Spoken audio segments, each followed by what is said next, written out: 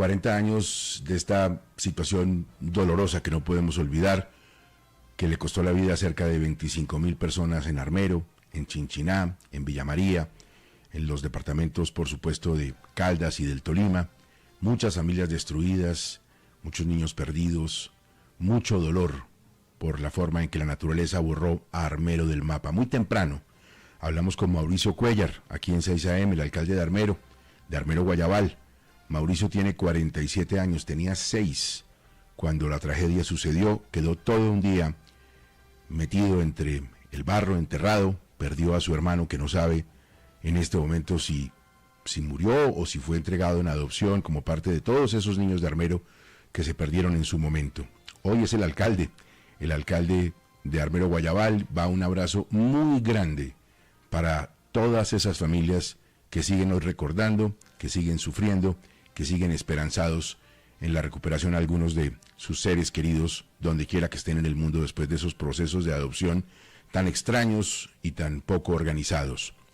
Carlos Castro, nuestro hombre fuerte de los archivos, pero más que de los archivos, de la sensibilidad que tiene siempre, hoy nos va a acompañar con una serie de crónicas bellísimas, con material además en muchas ocasiones inédito, que no se conocía en Caracol Radio, además de su emisión original, y que nos ayudarán a que el corazón hoy nos lata con esta tragedia que no podemos olvidar y que nos llena de dolor a todos los colombianos. Carlos.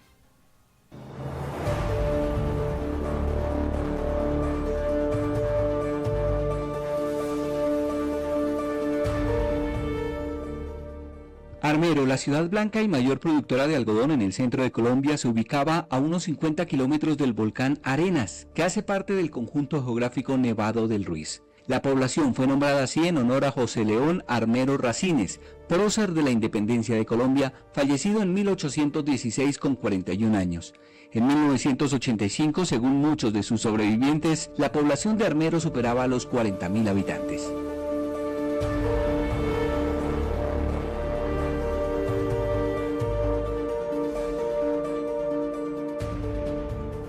Comenzamos recordando que el 25 de septiembre de 1985, en el Congreso de la República, el representante a la Cámara por el departamento de Caldas, Hernando Arango Monedero, lanzó una angustiosa alerta de posibilidad de avalancha hacia los alrededores del conjunto Nevado del Ruiz. Que no se diga mañana que no se advirtió, que no se diga mañana, honorables representantes, porque ustedes serán testigos de lo que estoy diciendo acá, que no se advirtió al Estado de que hay fenómenos que se están produciendo en este momento, que amenazan gravemente a 16 departamentos de Colombia, que amenazan directa o indirectamente a alrededor de 3 millones de habitantes, desde Barranquilla hasta Ibagué, desde Magangué hasta algo más arriba de Cartago en el departamento del Valle, tiene una amenaza potencial, directa, posible en este momento.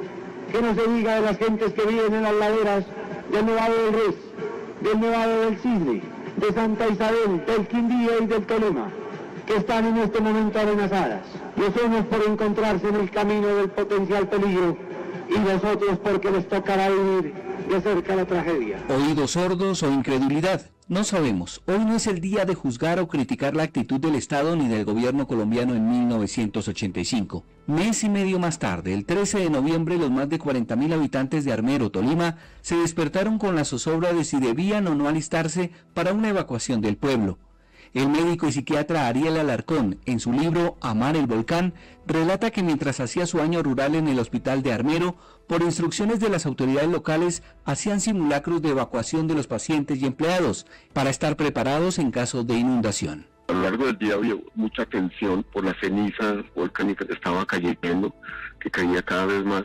Lo que nosotros nos habían dicho las autoridades, la Defensa Civil, la Cruz Roja, la alcaldía, era que se podía generar una inundación porque el río se iba a crecer debido a que el volcán, las nieves del volcán se descongelaban y pues aumentaban el caudal de los ríos. Transcurrió la mañana y tarde del último día de Armero. Los varios testimonios coinciden en que pasadas las 4 de la tarde todo cambió en la ciudad blanca. Leopoldo Guevara, integrante de la Defensa Civil del vecino municipio de Venadillo, Tolima. El 13 por la tarde me encuentro yo en Armero con unos amigos departiendo ahí en la esquina del Café Ancla. Y ya pues hacia las 4 o 4:30 de la tarde empieza a caer demasiado de plásticos y arena. Arenilla era al principio, pero después ya esa arena un poco más gruesa.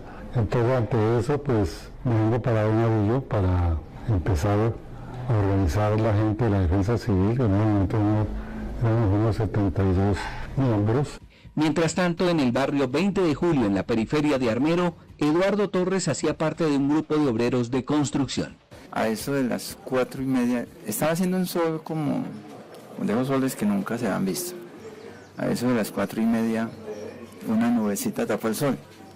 Y por ahí al cuarto de hora me di cuenta que había como un hongo, como la bomba de Hiroshima. Se levantó eso y a las 5 empezó a caer ceniza.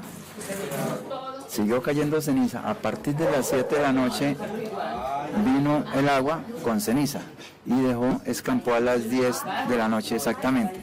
Víctor Cubillos era estudiante de Geología de la Universidad de Caldas. Viajaba con varios de sus compañeros y profesores para un trabajo de campo en las montañas cercanas a Armero. Ante las intensas lluvias y en prevención de un accidente de tránsito, decidieron ingresar a Armero como escala en esa excursión de trabajo de campo.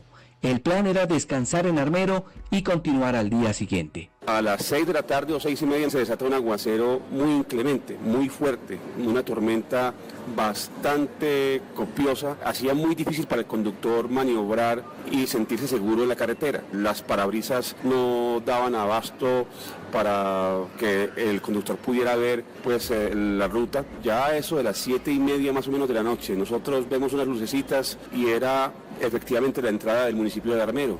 Tras dejar las maletas en el hotel escogido por los estudiantes, salieron a buscar algo para comer y fueron testigos de la situación preocupante de la zona comercial central de Armero. Uno caminaba por la calle y era más el líquido, la sensación de mojado, la sensación de tormenta, que una notoria presencia de ceniza en el suelo. En la sede de la Defensa Civil en Venadillo, Leopoldo Guevara se alista para acudir a una posible emergencia. Nos encontramos en la sede hacia las 9:20 de la noche. Hernán Castrillón Restrepo, el noticiero TV hoy, anuncia de que parecía que había hecho erupción el volcán del Ruiz. Es bueno aclarar que es el volcán Arenas, que queda en el conjunto del volcán del Ruiz. Y ahí termina la emisión. Entro en comunicación con el coronel Rafael Perdomo Silva, que es el director de la Defensa Civil del Tolima. Me comunica que también ha habido la noticia que hay que esperar qué instrucciones se dan de Bogotá. Espero más o menos media hora y en vista de que no hay ninguna respuesta, llamo directamente al general Guillermo de la Cruz, que era el director general de la Defensa Civil, y me comenta de que está saliendo en ese momento para Palacio a una reunión extraordinaria del COE, y que si yo sabía algo, que por favor le avisara. Eduardo Torres, el albañil, estuvo atento a la radio y televisión para saber la situación y cómo actuar. A eso de las 10 exactamente empezó a llover arena en cantidades. Más o menos cubrió la superficie, la cubrió en un nivel de 10 centímetros. Después prendimos la emisora y lo único que decía que eso eran eventos naturales, que simplemente nos tapáramos la nariz con un pañuelo húmedo, prendiéramos ventiladores y que eso era muy normal. Eso era un ente natural que no iba a generar ningún problema. Pasadas las 11 de la noche, Caracol Radio Manizales se comunicó con la oficina de Telecom Armero. La conversación se interrumpe. Muy buenas noches. Aquí habla el de Telecom de Armero. Bueno, aquí la situación pues es de relativa calma, ¿sí? En este momento está cayendo arena. Eduardo Torres explica lo que pasó en ese momento. A las 11:13 entró el pueblo y se llevó la planta, o sea, la subestación de energía, y empezó a tronar y a arrasar. De tal manera que yo salí a eso, a las 11:25 salí porque vivía en el barrio, en un barrio lejano que se llamaba el 20 de Julio. Corrí hacia una montaña y justo cuando llego al pie de la montaña, hasta ahí llegó la avalancha. Y no fue una sola ocasión en que fueron en tres ocasiones se vino. Y ahí después de que vino la primera bajé con un señor JJ Barrios, que era un conductor del colegio oficial, porque él estaba bastante mal, que justo en el puente había perdido a la mujer, a 2 hijos, entonces estaba como algo trastornado. Me invitó a Armero a buscar y casi nos coge la segunda avalancha. Fueron tres avalanchas. A las 11:13 entró, duró arrasando más o menos 23 minutos. En 23 minutos acabó Armero. A las 11:30 en punto finalizó. Después siguieron otras, alternamente 2, por ahí como a eso de, faltando como 20 para las 12 se vino otra y como a los 10 minutos se vino otra. Pero ya esa, como ya no había nada que le ocasionara resistencia, entonces pasaba más rápido. Sí.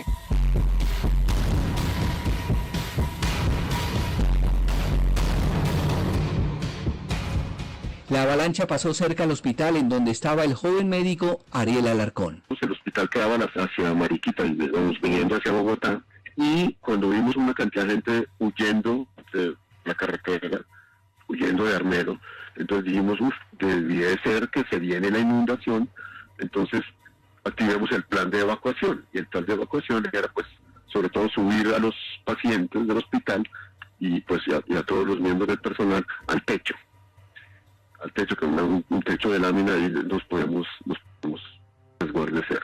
Y estábamos en medio de esas, coordinando toda la evacuación de las personas, cuando llegó la avalancha, lo cubrió casi completamente a todos, destruyó la estructura del hospital y quedamos atrapados ahí en medio del lodo. En el hotel de los estudiantes en Armero, cerca del fin del 13 de noviembre, el estudiante de geología Víctor Cubillos se disponía a dormir cuando la emergencia lo sorprendió en pijama. Yo me fui caminando así como estaba, descalzo, con una mera pijama puesta, no saqué absolutamente nada, y me acomodo en el primer peldaño de las escalas. De ahí hacia arriba estaban completamente llenas, por la sencilla razón de que la puerta que comunicaba y que daba acceso a la terraza tenía un candado puesto. Yo creo que fui el último que arribé ahí. De un momento a otro ya empezó a sentirse a la multitud gritando, se empezó a sentir la destrucción que se avecinaba, las ramas de los árboles que crujían, los vidrios que estallaban, latas aplastadas, el sonido de muros que se derrumbaban, y empezó a percibirse como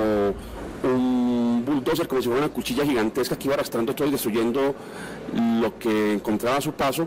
Esa era como una torre de Babel, la gente al mismo tiempo gritaba diferentes cosas, nadie entendía nada. Una sombra negra o gris que estaba al frente, que era en la otra pared del hotel, cuando de repente eso estalla en 1000 pedazos y yo veo que entra una ola de pantano y piedras. E inmediatamente el piso donde yo estaba parado se derrumba, todo el hotel colapsa, es destruido, demolido por completo con nosotros en el interior, y empezamos a viajar a toda velocidad con el torrente dentro de la avalancha. Hay un tubo de agua reventado que yo alcanzo a observar, que está oscilando ahí, estiro mi brazo y me logro prender de ahí.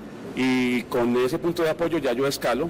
Yo tuve que forcejear un poco porque la mitad de mi cuerpo del lado izquierdo se hunde, ahí es donde me hiero el pie, 2 placas de concreto aprisionan mi tobillo y yo las saco desesperado y me lastimo. Nos empezó a llevar el lodo en una distancia considerable, esquivando los árboles, viendo cómo las casas se las llevaba literalmente el fango, viendo otros carros ahí flotando, viendo toda la destrucción, escuchando los gritos de auxilio de la gente, el ganado, los animales atrapados ahí, y pues completamente un panorama de escombros, de destrucción, de ruina, de devastación total. Ese fango era como tibio, no era nada desagradable la sensación de estar ahí adentro, era como una gelatina, y uno iba gateando poco a poco, uno se podía inclusive sostener erguido sobre algún tronco, etcétera. Teníamos un compañero con la pierna fracturada, que fue lo que más dificultó pues ese recorrido, pero finalmente todos llegamos hasta ahí y nos ubicamos en 2 calles o 3 que quedaron a salvo, aledañas al cementerio de Armero, en el sector de Morrolizo. Ahí fue que nosotros llegamos esa noche, ya más o menos hacia la medianoche.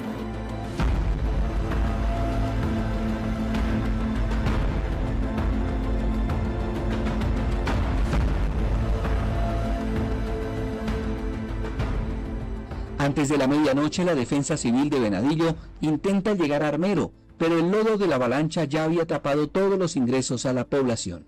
Leopoldo Guevara así lo narró. Llegamos a Armero como cuarto para las 12 y encontramos barro ahí en la Y, es decir, donde se parte para el Líbano y dentro del Mar.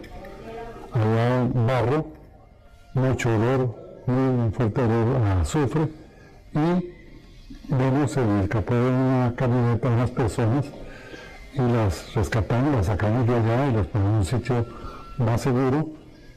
Y en vista de que no podemos entrar a Armero porque no sabemos si el puente está o no está, entonces decidimos venirnos para Liria. Llegando casi a las 12 de la noche a Liria y informamos y se toma la determinación de cerrar el paso de Liria hacia Armero. Pasan las horas. Los habitantes de Armero que lograron sobrevivir intentan llegar a techos de casas que quedaron erguidas, también a zonas como barrios de Tolerancia y el cementerio que estaban en una colina. Los gritos, pedidos de ayuda, llanto y desespero no cesaron en las siguientes horas. En Mérida, Tolima, Leopoldo Guevara y los voluntarios de la Defensa Civil, después de contemplar varias opciones de cómo llegar a Armero, dejan en manos de Guevara una acción de inspección, aprovechando que era propietario de una empresa de fumigación aérea. Yo me iba a Amarillo para hacer un vuelo en uno de los aviones de mi empresa. Había que ir con otra persona porque ir y mirar y volver, entonces la idea era ir, me quedaba allá con el equipo radio y con telefonía para empezar alguna acción de organizar algo. Entonces aparece el capitán Fernando Rivera. Había mal tiempo, estaba lloviendo y salimos de una avión hacia Alegría y de Alegría nos vamos hacia Armero. El estudiante Víctor Cubillos logra ubicarse en un lugar no alcanzado por el lodo. Espera que pronto amanezca para ser visto por alguna aeronave. Nosotros amanecimos esa noche en una puerta entreabierta en una calle que ascendía hacia el cementerio, porque esa era una zona de ladera, por eso no llegó el Lajar hasta allá y la cubrió, porque quedaba ya en el piedemonte de la cordillera y era como la zona de tolerancia del pueblo, era un barrio marginado en la zona pues alta. Cuando amanece, nosotros nos damos cuenta que estamos en una isla, estamos completamente rodeados de lodo por todas partes, todo está destruido, hay mucha gente herida, mucha soledad ahí en cuanto a los ocupantes de las viviendas, todo el mundo se había ido, había clausurado sus puertas y ventanas.